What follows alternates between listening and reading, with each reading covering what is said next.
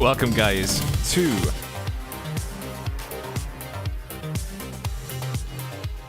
the 5th round of the iRacing LeMans series here at Suzuka Circuit. How are we doing?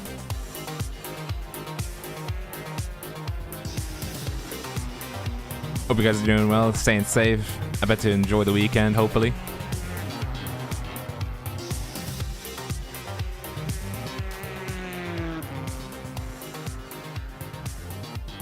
I have a surprise for you this stream. Well, 2 surprises, actually. Fortunately, Craig can't be with us. He's got to, you know, be with family. Them Zoom meetings, let me tell you.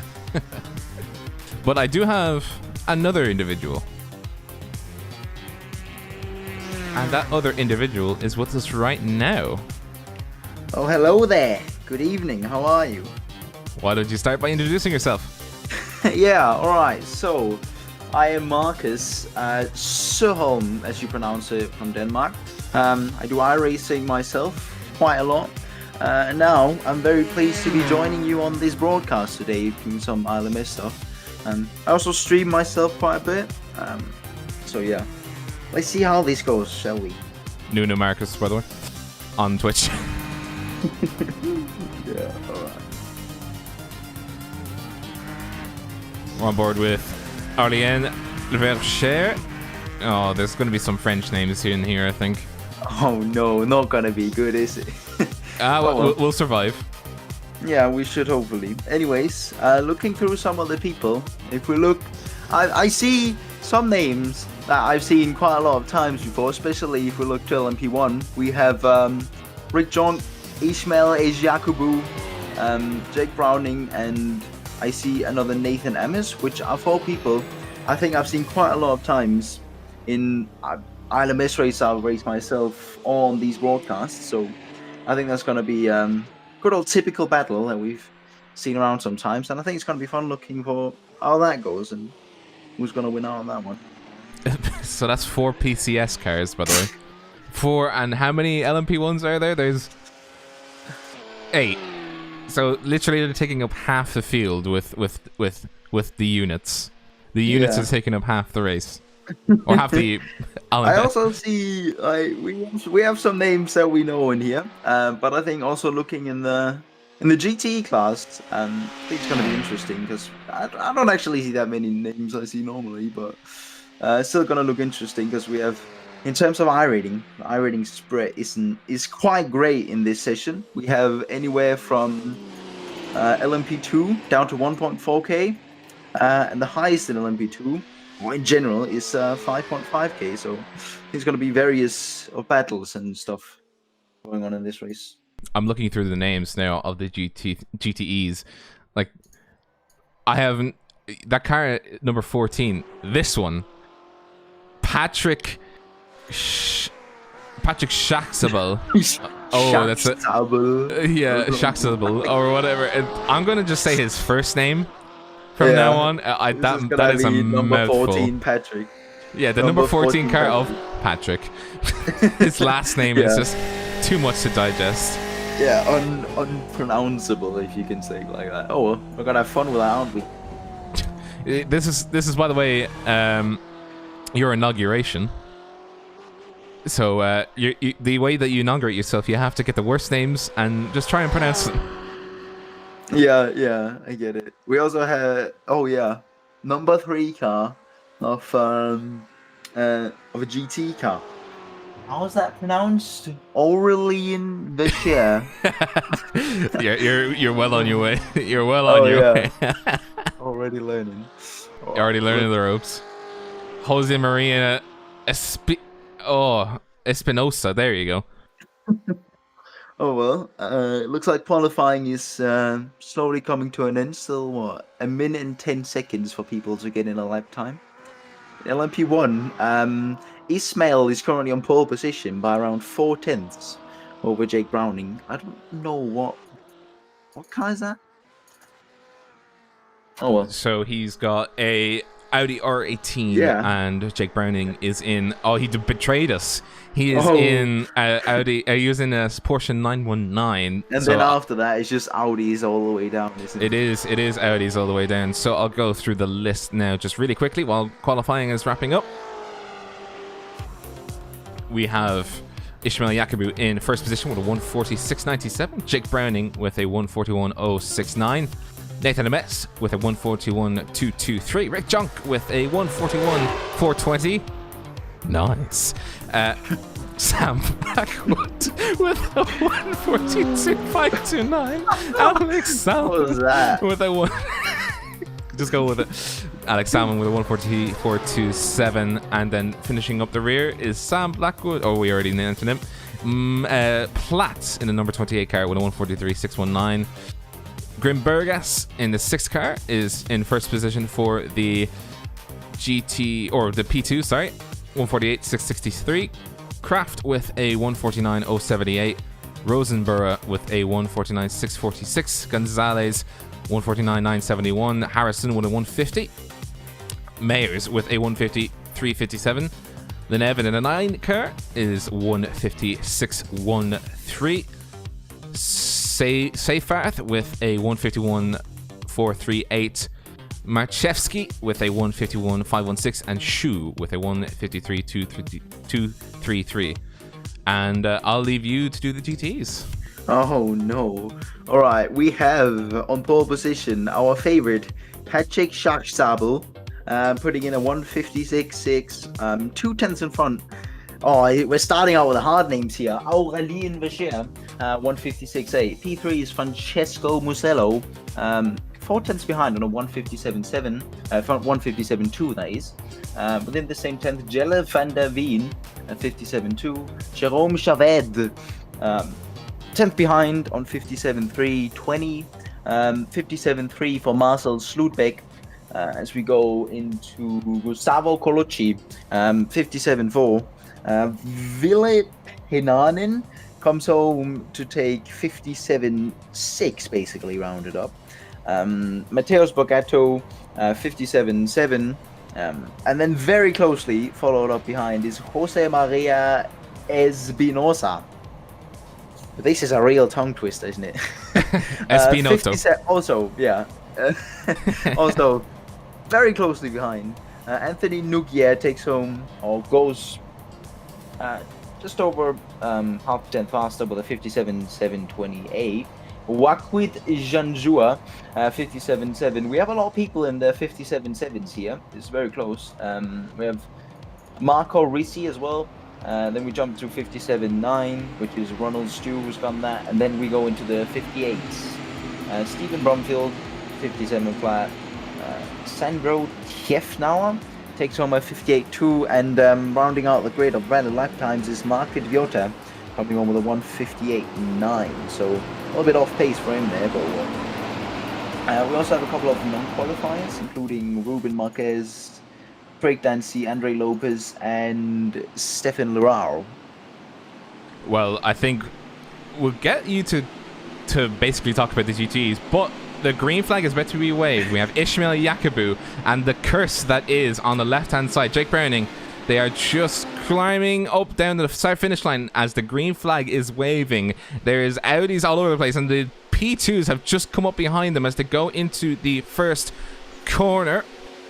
Nice and easy they go. No real issues whatsoever. Nathan Ames following his teammate Ishmael Yakubu as they go through the S's right now. You can hear the roar of the GTs in the background, being followed by the curse that is Jake Browning, being tailed by Rick Jung, who was doing very well in the previous series of the Radeon TV sort of sweepstakes. I still have to hand out those prizes, by the way, so I'll get doing that very soon. But no real issues in the P1s. No death. But not GTR, that looks like. We have everyone getting clean away. I just cursed somebody, by the way. I just cursed somebody. Oh. We have Matthias Platz as he comes up through the S's onto the exit. Very twitchy car. And he just loses control.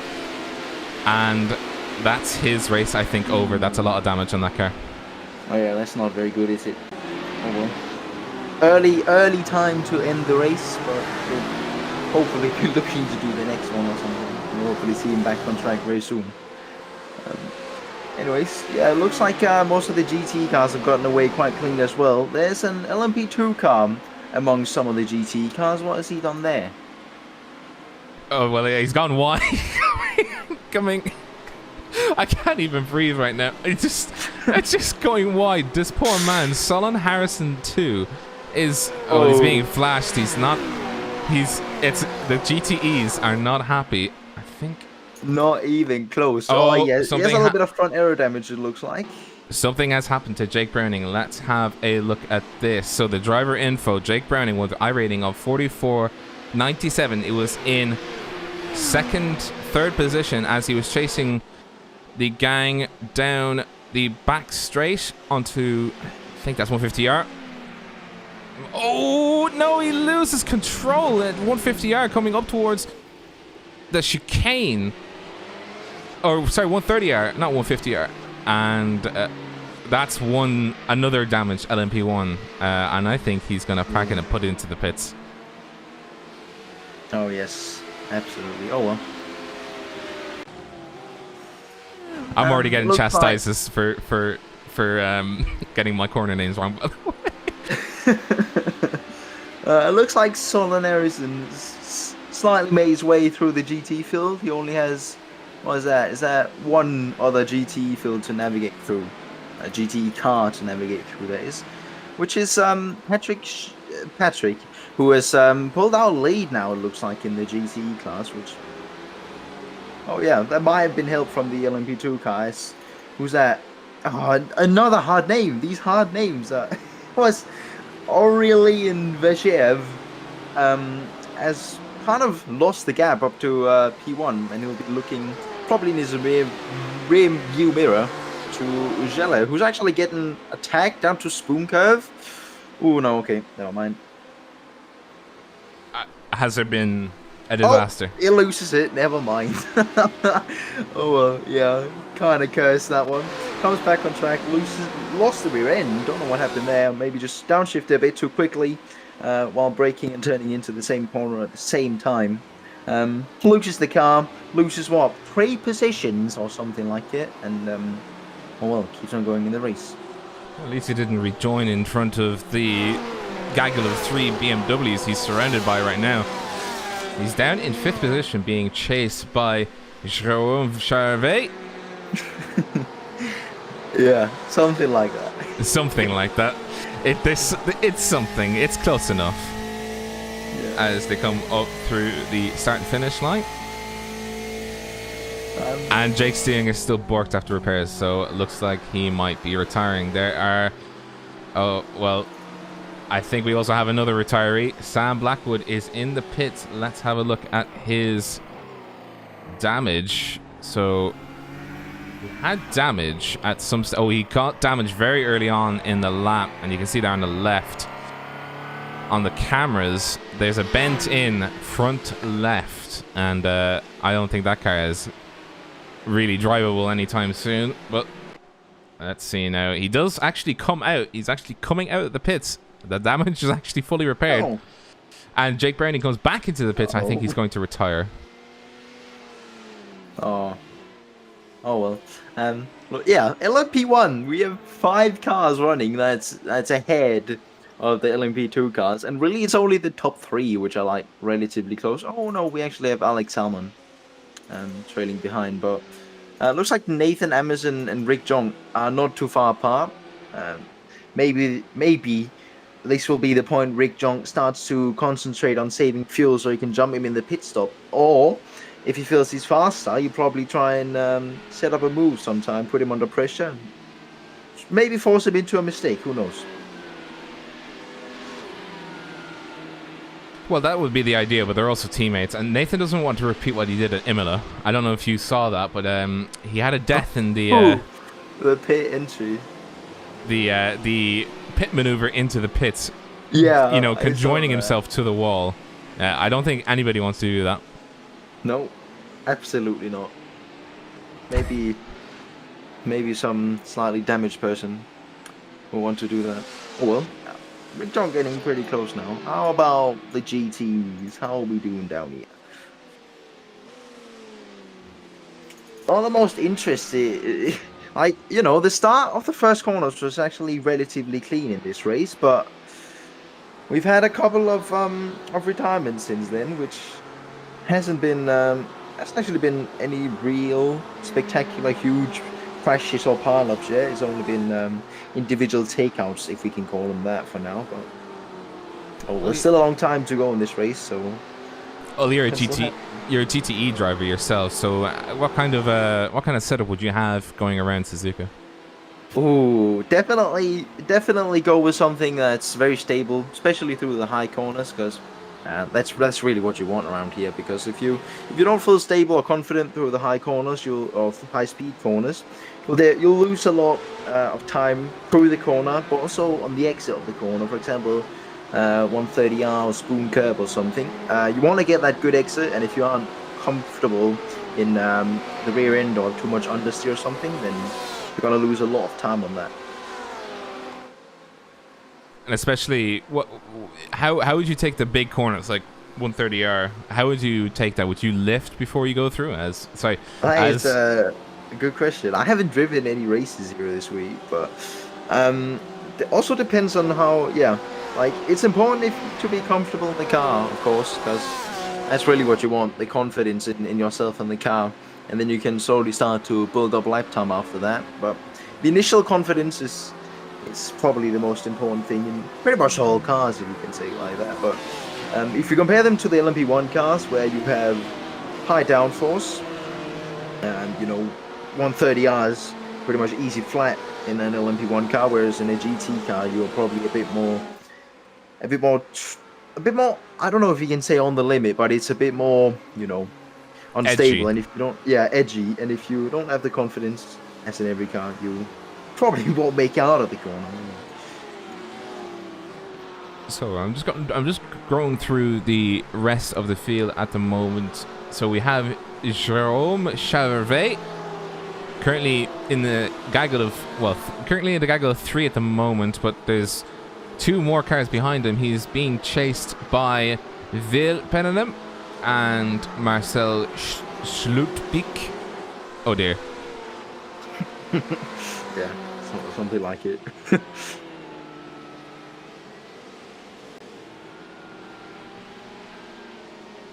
I think we have a crash. I want to see what this crash is. So Rick Junk goes wide coming in the middle of Spoon, and they go past the LMP2 that we were having a bit of a laugh about. I think that was Shu as they come up to 130R side by side. They do touch. Going. Oh dear. Oh no, that's not good, is it? Especially their teammates, yeah. Oh, that's not gonna be a friendly one to talk about afterwards, but looks like they both made it relatively undamaged out of that one.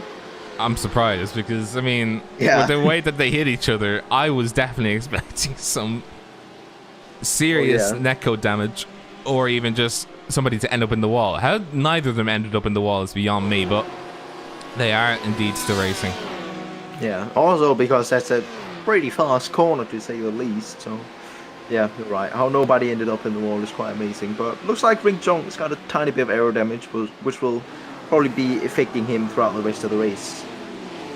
And he's being chased by Alex Salmon in a number 15 car, who's been a quiet little boy so far, but he's got the prime time. And Rick Jong goes into the pits, so he's going for repairs. Ooh. With only 10 minutes gone.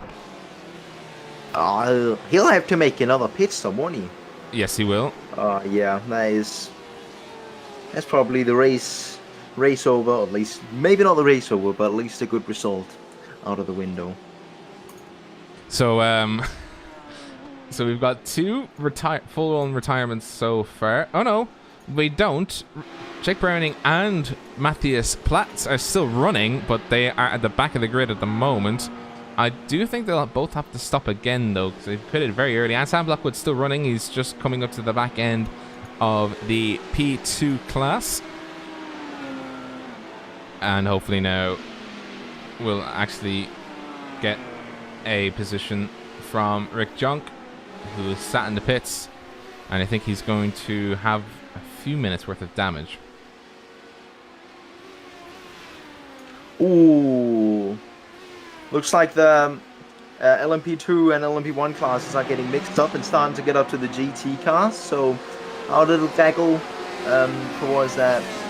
Wait, where are we? We are around, what's that, P8, P10 GT classes. It's kind of getting split up, but also getting pulled together with all the traffic coming through. This is a chaotic time of the race because you have LMP1s, LMP2s, and GT cars trying to lap the same circuit and probably go for the same piece of tarmac. So, a lot of... according to the chat, he has a penalty too. So he's got a black flag to serve and repairs to get. So he'll be. Ooh. He'll be in there for maybe a minute or two, give or take, but it'll still be very close to the end. That's not going to be good, as we have, what is that, 5 cars. Where are we looking? It's relatively low in the GT field, actually. Is that for P17? Something like this it. Is 5 P18. Cars right up each other's arse. P18 at the moment with car number 18. We've got 2 cars that have the numbers in the same position. We've got Ruben Marquet. We're on board with Marcel Schlutbeek. I can't say Slutbeek. That'll get me banned. Well, I've just said it, so there you go. But Ruben Marquet, looking at the back end, Matthias Borgato too. That Ford is sliding around a lot. Yeah. Yeah, to say the least. But either the guys behind are gonna want to get this overtaken if he feels like he has more pace advantage than the guys in front. He's gonna want to get the move in soon. But if he doesn't feel like he has the confidence to go for the move, he'll probably be saving fuel and trying to get him in the pits, because you know, the more you save fuel, the shorter of a pit stop you'll have, and you'll be out front. Well, we're hoping that the front of that Ford is quite a bit damaged. Ooh, getting close to the rear of the BMW into the spoon curve there. Yeah, that brake car a bit later. Yeah, that car. Would you say that car is drivable or on the raggedy edge? I mean, it looks relatively drivable, but I don't think it looks comfortable to drive, to be honest. Oh, and as we say that, oh no, Matthias Borgato too loses control through the 130R. What did happen there? Let's have a look. He was chasing the rear end of car number 30, I think. Ooh. And he just loses control. The commentator's curse.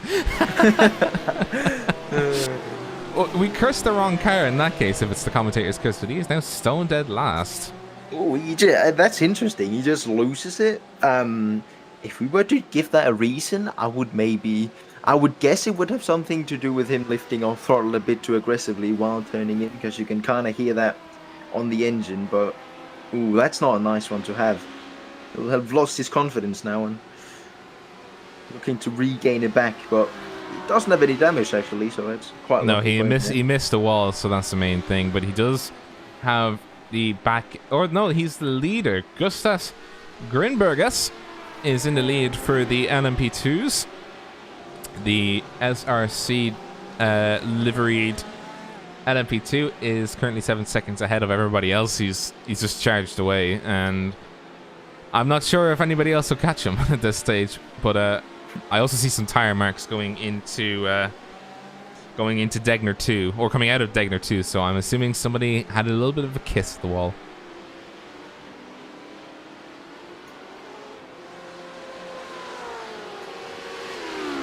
Anyway, he's nearing the 20 minutes into the race mark. Temperatures staying the same since the start. It was 27 degrees at the start, still 27 degrees, so not really the most in terms of track temp evolution, but let's see, what is it? The stay is moderate usage of the track, so track will probably be getting a tiny bit slower in the race, but probably not really feelable at this point, because 27 degrees is relatively all right. You think, oh, 27 degrees, it could be worse, but it could also be better. But it's still at the better end of the spectrum, you know. Going on to relatively cold track like that is always a nice thing, because you have a little bit more grip than whenever it gets too hot and too slidey. Well, you don't want the melted tires. I mean, Yeah. it's not like Le Mans where it was like at one stage you'd have temperatures upwards of near 50 degrees. Oh yeah. And Yeah. your tires Yeah, basically thinking were just about the screaming at every time you... emitters.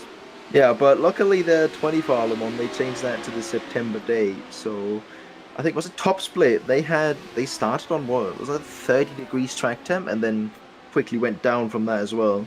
So absolutely amazing track. But yeah, RLMS at Le Mans a couple of weeks ago was absolutely dreadful, wasn't it? A wind of 32 kph. The real problem is the wind of 32 kph. What direction? Did they give a direction of that wind? Oh yeah, winds east must it be 32. Wow, okay. Basically a typhoon out here. What's east on this track? No clue, to be honest. Which way is east, guys? I don't know. I haven't got my bearings. But Vladimir Macheski is being chased by Don Bowden. This is for 7th position in class. This is really the only close battle at the moment in LMP2, other than Jamie Lee Mayers battling Dmitry Lenev for 5th position, as the car of 38 Dan Bolden comes down towards Spoon 1 and Spoon 2. Ooh, battle for P3 in GT. Two BMWs going side by side into turn 1, and that is Jelle van der Veen getting the overtake done. Let's have a nice and replay simple of... move with a slight slipstream down the straight, and then just cruises past him into turn 1, and Francesco happily gives up that position to maybe chill around for another lap and then go for another move. And save some fuel, obviously. And it's Yeah. the strat around here. Exactly. What is that a Kraken livery on his car, by the way? I can't... I see that. I'm seeing that a lot. Jelle van der Veen, I think that... No, it's just some anime on the side and the British, like, outline on the top. The first time I looked at it, I thought it was a recreation of the... When was that? The Red Bull test livery of the 2014-ish. White and black one or something. Oh well, looks like an interesting one. We're now on board with car number 13, chasing Dmitry Lenev. Car number 9 going through the S's at the moment. Currently half a second between the two of them as they sweep through the S's. I think it's better than to do the S's in the LMP2s rather than the LMP1s, because even on manual mode and boost setting 12, you have to cut the boost out because it likes to boost directly immediately after you come up the hill. And I've had situations where the car just sort of slides out and just you're a passenger in that point. Oh, okay, but how about curbs? I think is it easier to take curbs in LMP2 than in LMP1? Well, you don't get phantom damage on LMP2, that's for sure. Well, at least on curbs. As he comes up towards... Ooh, Dmitry Lenev. Oh, we do have a car off the road. Oh, god damn it.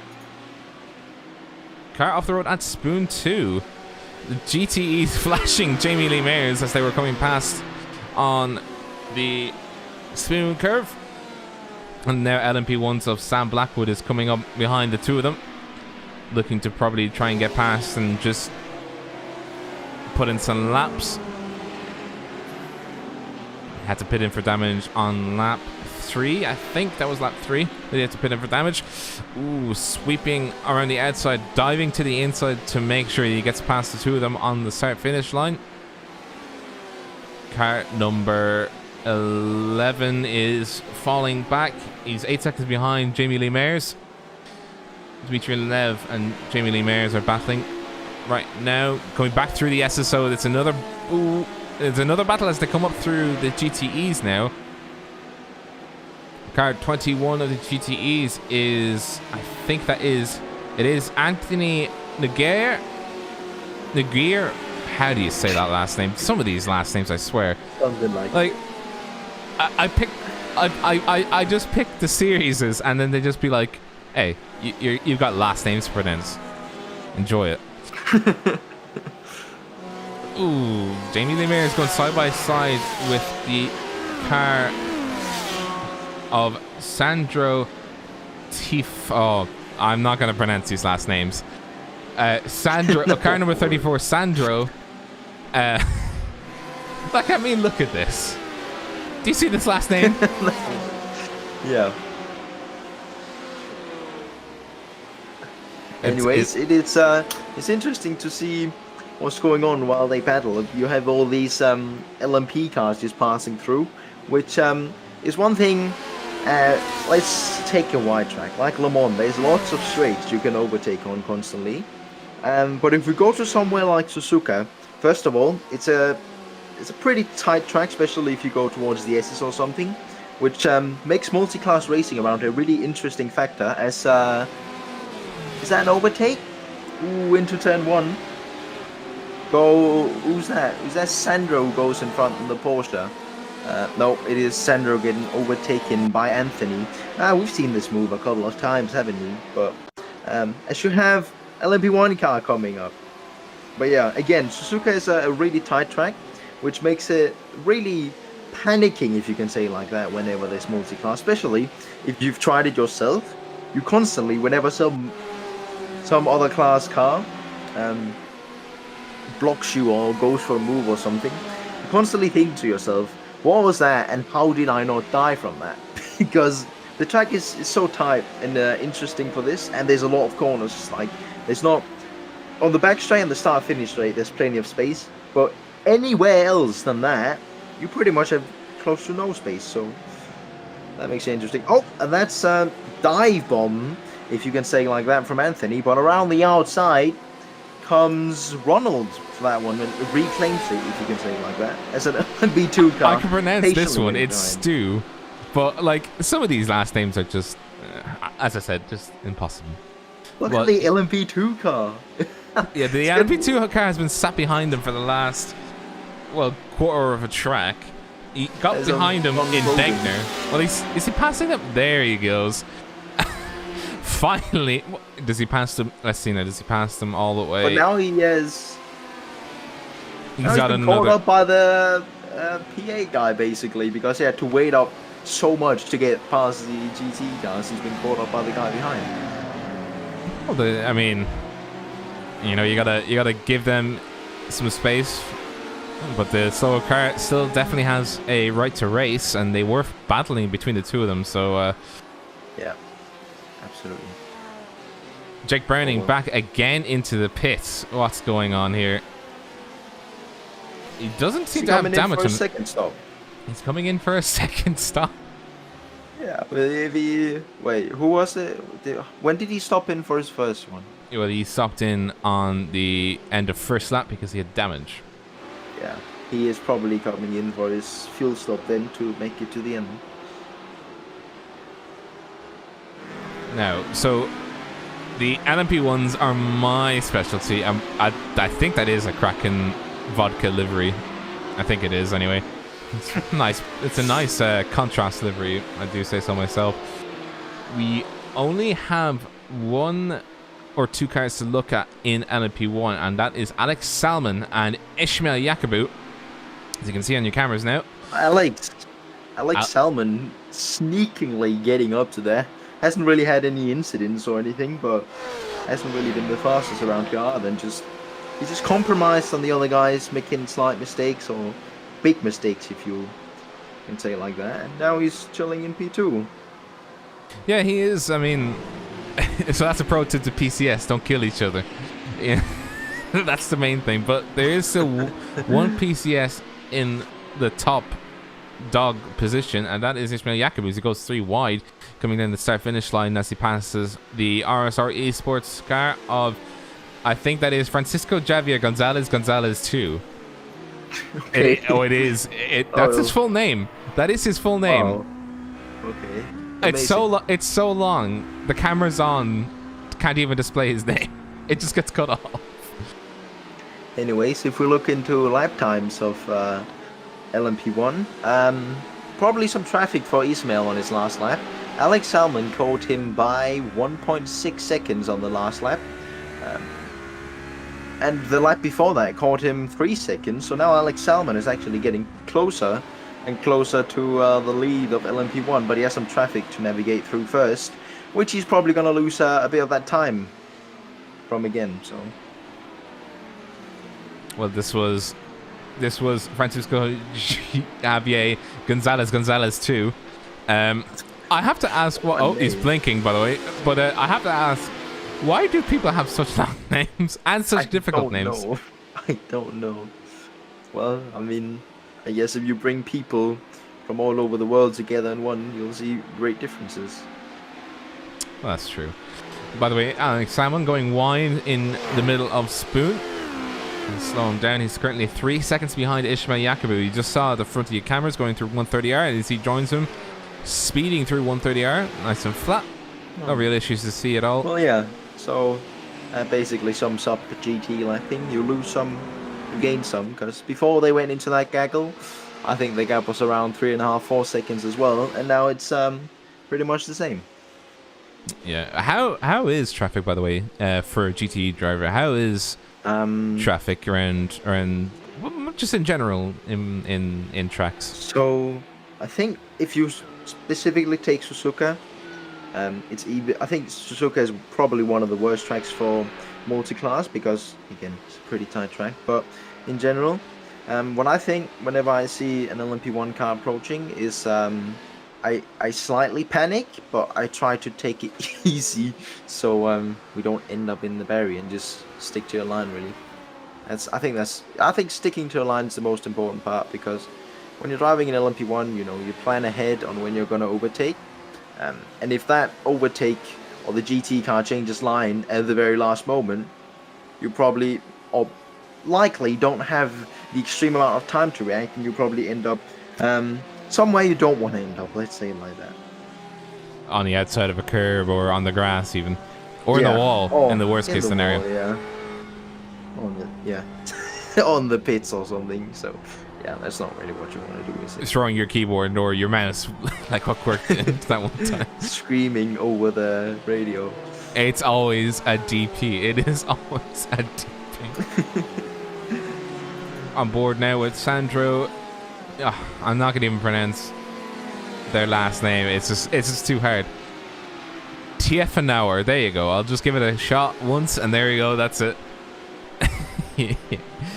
But they are going wide, coming out of Degner too. Means that Ronald Stu coming up to hairpin is able to challenge for the position. I was gonna say take the position, but it's still side-by-side action going through 200R. There's traffic now. Jake Browning's looking to go around the outside of the two of them, but Sandro tucks right back in behind Ronald Stowe. They've dropped now to 13th. They've dropped to 14th position as Ruben Marquez coming through. So that's 2 positions in 3 corners, essentially, that have been lost by Sandro Tiefenauer.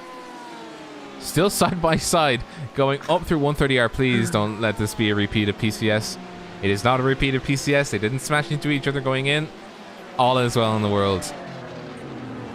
Stays closely behind though, coming on to the start-finish straight. Might have a cheeky draft. Maybe get back past him, but he's lost a tiny bit of time there. It's now LMP1 car cruising, LMP2 that is. So it's not cruising past. It's just slightly chilling past. Oh, this come effect in between them. No, I would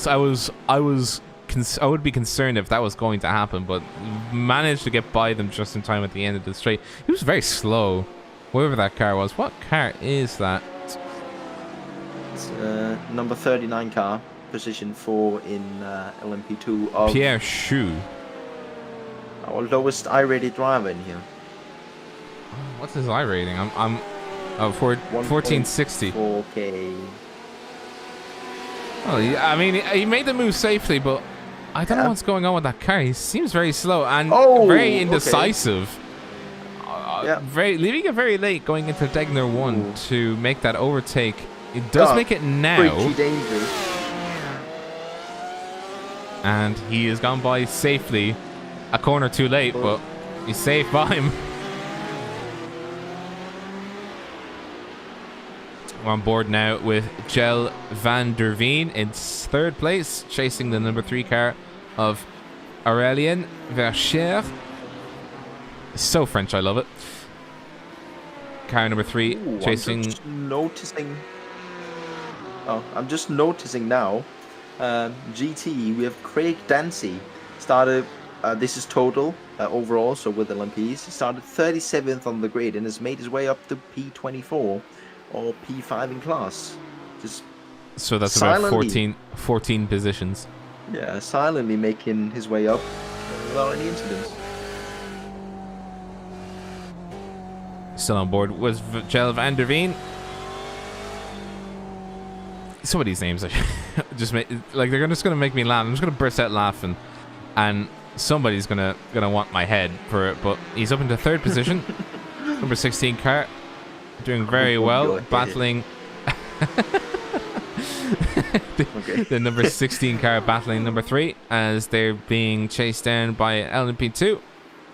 Just over halfway gone. Ooh, is the LMP2 gonna get in between now? Oh, it looks like he is. Oh well, it's a bit of a break in that one now. He's not too far. Oh, he goes very wide.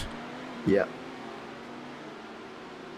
Speedy Kiwi, this is the top split broadcast for ILMS, and there'll always be top split broadcasts. But it's not a big question, but thank you for asking.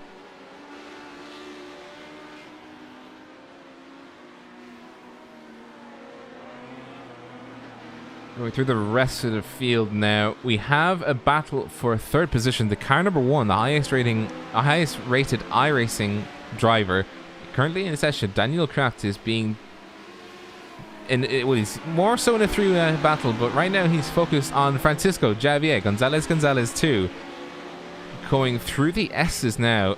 I keep laughing. I'm gonna start laughing when I say that. Like, look at his name. It gets cut off by the camera's on thing. It's just really true. It's just too much. But Gonzalez 2 was just 1/3 of a second ahead of Daniel Kraft going onto the start-finish line. It's a battle for second now, and Kraft is looking to move up into 2nd position. He probably won't get up into 1st. 1st position is 19 seconds ahead of the rest of the field, so Grimbergus is just running away with this race for LMP2 at the moment as they come through 200R, coming onto Spoon. Nice and flat by Francisco Javier Gonzalez 2. Daniel Kraft following nicely behind him. Love how you pronounce all of that name each time as well, not just take the surname or the first name. It just makes me smile, okay? I just love doing it for some reason. Yeah, I understand. Same. Ishmael Yakubu is in the pits with damage. We need to see this replay. So this is the point at which near where the crash happened. Coming through 200R onto Spoon. I should really have footage like this is a replay. Oh, that's a really... Well, it's not too dangerous of a rejoin, but kind of risky there. I think that was Rick Junk rejoining the track. Ishmael comes through 130R now. No issues at the moment. Number 4 car, nice and tasty. Coming through.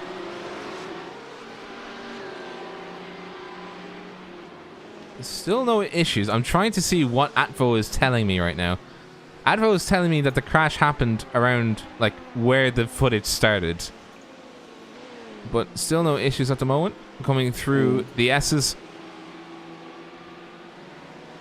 Degners. So we're going to watch it for Degners. So Degner's is just after Dunlop coming through the S's on. You go up the hill. And let's see now what happened to Ishmael Yakubu, the leader of this race, now down into 6th position.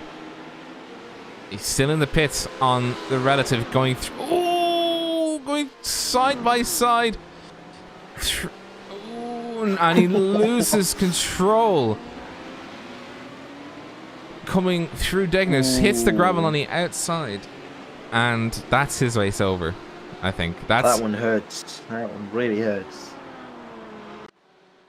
Especially when you've been leading for the first 35 minutes-ish, and then something like that happens.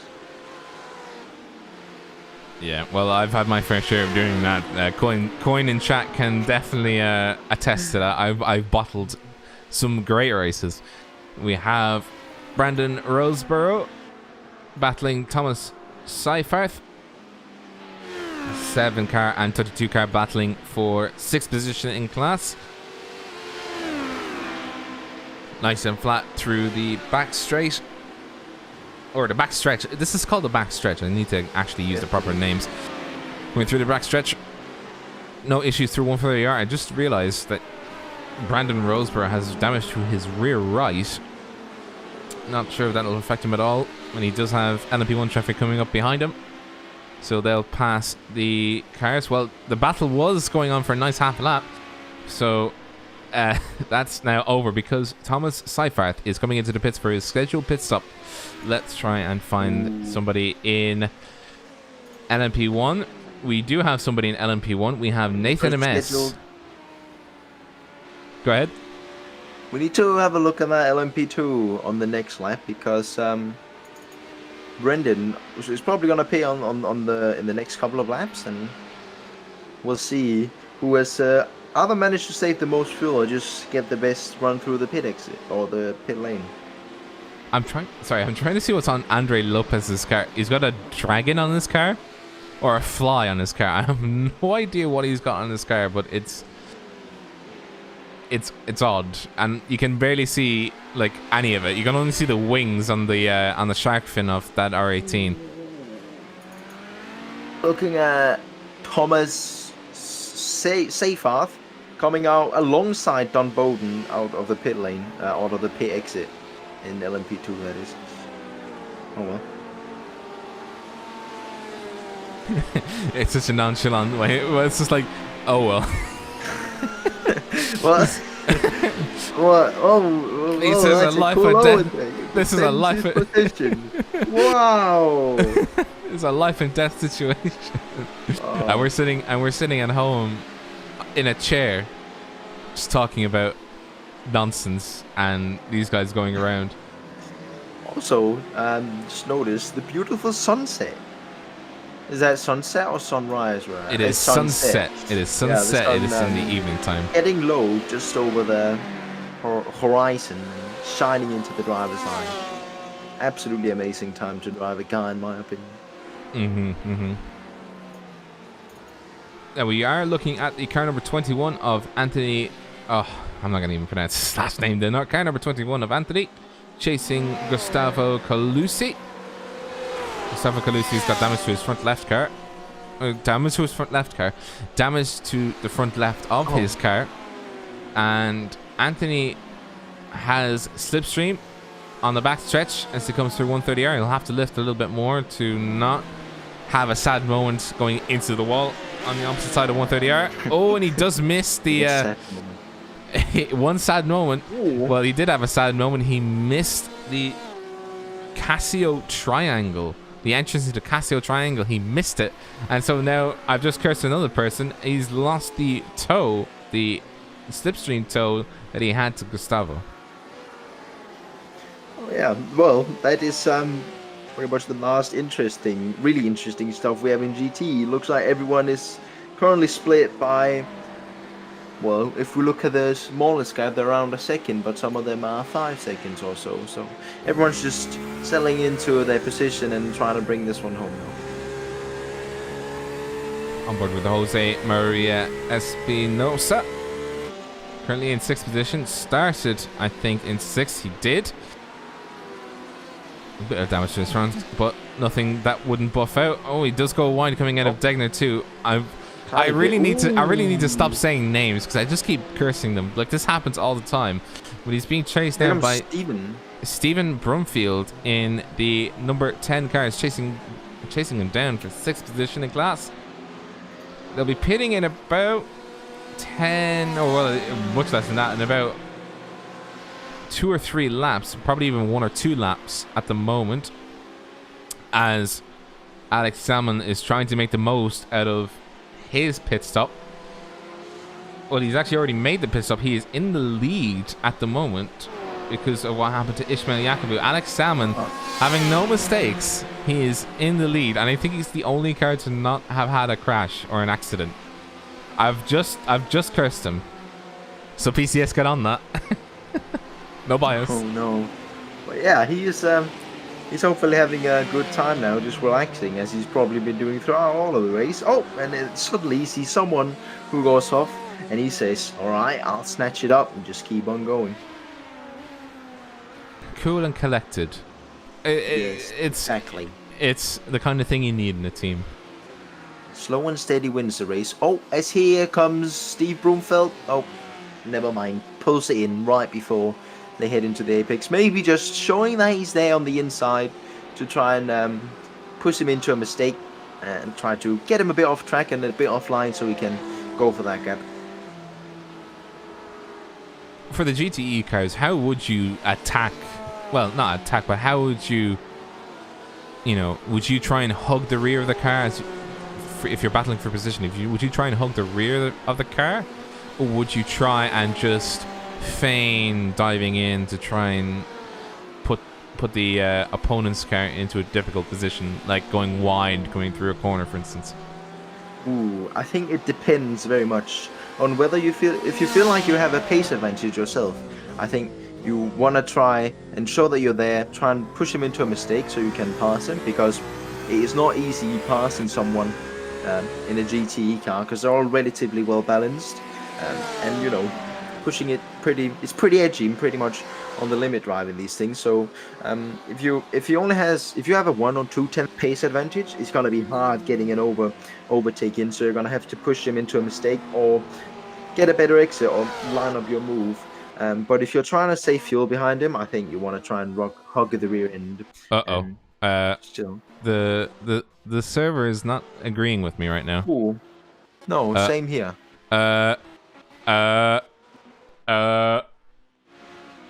iRacing? Are you alright, iRacing? The controls are just going berserk right now. I'm going like -1. Oh dear.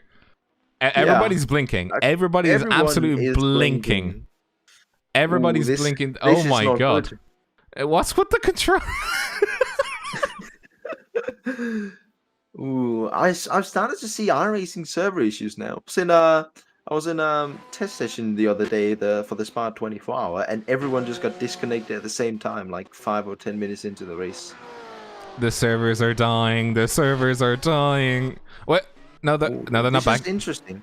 No, they are. It's kind of blinking, everyone. This is interesting because normally iRacing has their servers fixed, so their racing servers should. Oh, everyone's falling out. No, have we lost it? I think it is. I think it's a death.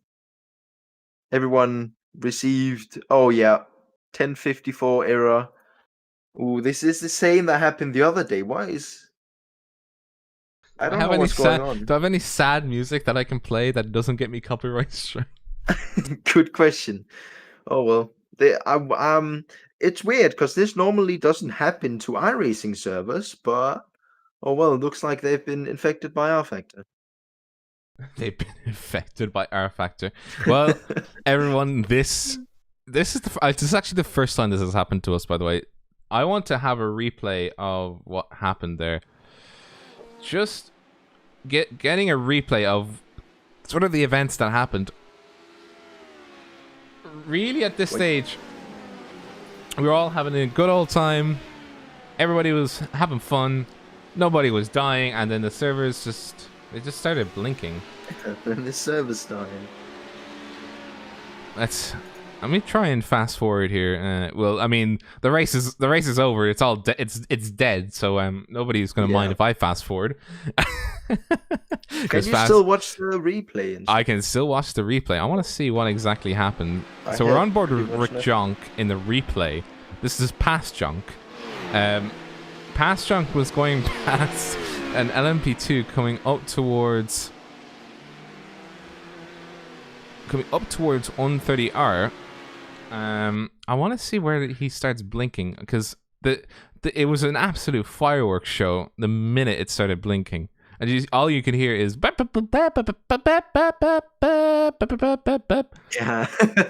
that's a very very. Oh, there we go. I have it now. This is the exact moment where it started going wrong. Beep, beep, beep, beep. Just all you can hear is just the cars. All you can hear is just going beep, beep, beep. Yeah, I really want to hear a car that goes beep. just play the replay. Oh yeah. Oh, let's hope that they fix this somehow. We have the Spa 24 coming up tomorrow, and if this happens, I bet there'll be plenty of people got it because they put in plenty of practice for it, and that'll be it was. sad. Sorry, Alex Salmon was the leader of that race. He's just got his win ripped from him. Oh, yeah. That sucks. And Brandon Rose, it was indeed the server. Everyone disconnected. Got the error 10,054, and everyone just, I think, lost connection instantly and closed the channel. The only one that was actually driving around for more than a split second was the RSR Esports. You can just see the sparks as they're coming down the road, and that was it. Yeah, gutted. Gutted. I would be gutted too. Brandon Rose, by the way, was catching third position. I think there's not much else we can do other than sign off. I think that's all we can really do. But I mean, I'm sorry that this happened, guys. Well, there's nothing we can do.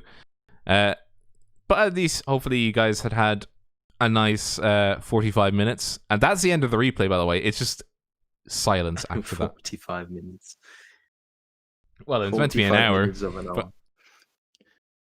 to be. Well, I also enjoyed it. You know, first time commentating with you on this, and I plenty enjoyed it. Can't wait to whenever the next race is going to be, and let's hope we don't have connections issues on that one, shall we? Absolutely. And what do you say to the stream? Well, you gotta say goodbye. Well, good. Yeah, but do you have a special sign out way of doing this? Yeah. No, we just say goodbye. All right. Yeah. Goodbye. Thanks for watching, everyone. Remember to follow the channel, and that would be absolutely beautiful. That'd be absolutely. You said it better than I could, anyway. Anyways, guys, take care and enjoy the rest of your evening.